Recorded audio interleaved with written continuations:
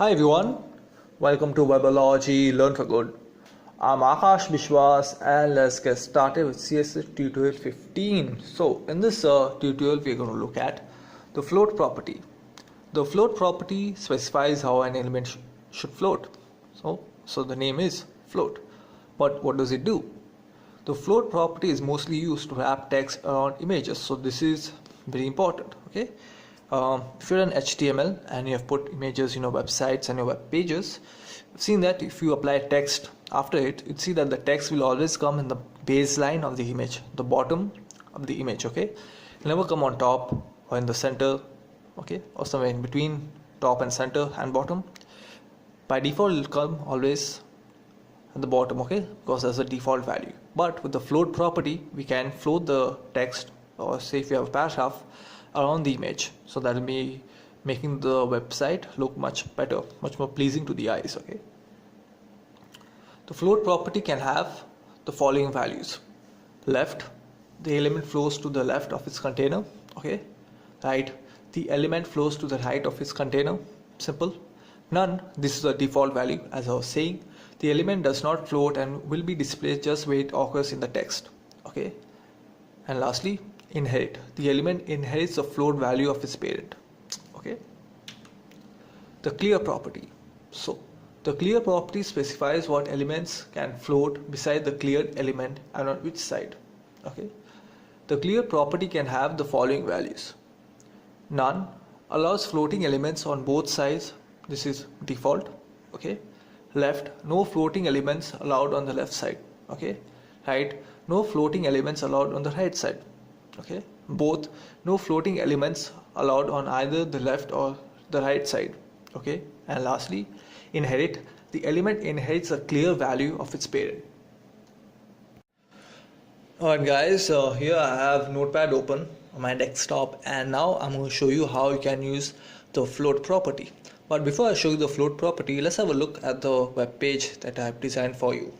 So here it is. As you can see over here, I've used a div container to make this. Okay, so this entire content, the image and the text, is within the div container. Okay, the div element, and then I've assigned the ID value float to it. Here you can see, and I've given a border, and I've defined the height and width of it. And within this container, there is the img element. Now there's this image over here, and I'm sure you're familiar with this image if you have seen my video tutorials on HTML and CSS. This is the logo of HTML and CSS tutorial, and before every tutorial that I start with, this image will appear. And then there's a bunch of text. A small paragraph says that I want to be a web developer. Okay, and my tutorials, I aim to make you a web developer, and so I want to learn front-end and back-end development, also known as full-stack development or full-stack developer. If you know front-end and back-end development, then you can become a full-stack developer. Okay, so in front-end development, I have to learn HTML, CSS, and JavaScript. Well, I'll also add HTML5 and CSS3 because these are the latest versions of HTML and CSS.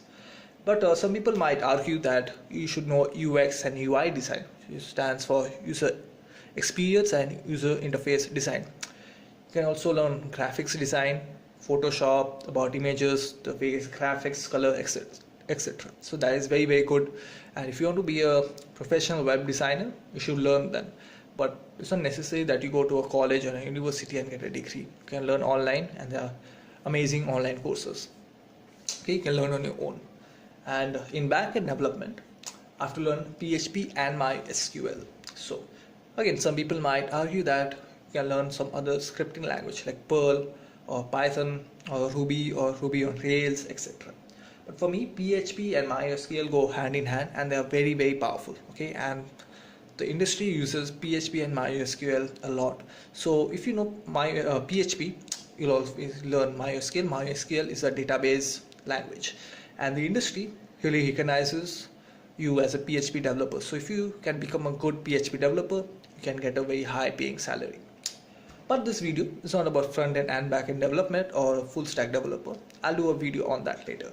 This video is going to show you how you can use a float property. Now, I have this piece of text over here, okay, the paragraph and the text. Now I want this paragraph to be on the left of it. Now how do I do that? Well, I'm going to use a float property on the image property, okay, on the img selector. So let's have a look at that.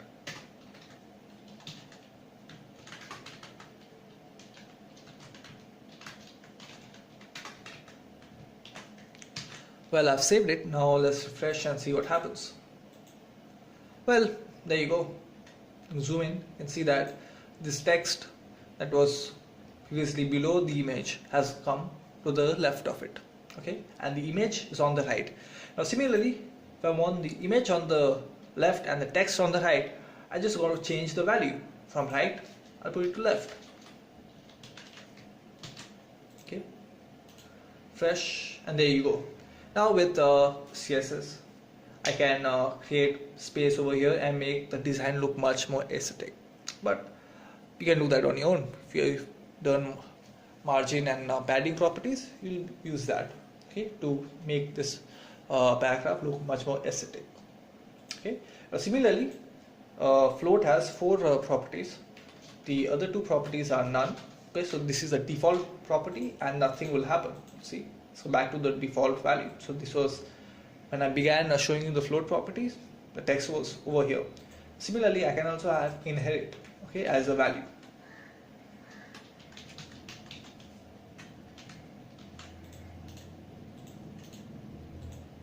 Okay.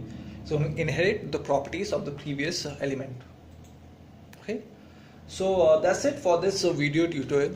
Hope you guys like this tutorial, and if you like, make sure to hit that thumbs up button, and do comment if you have any suggestions, if you have any questions, any queries. Do let me know what you liked about this video or disliked about this video, and do let me know if this video has helped you to learn about the float property and how you can use the float property to make your web pages and websites look much better.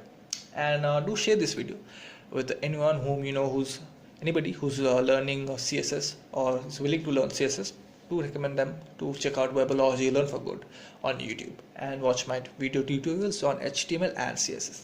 And lastly, do subscribe, because if you subscribe, then you will get to see all my video tutorials and you'll get a notification when I upload my next video.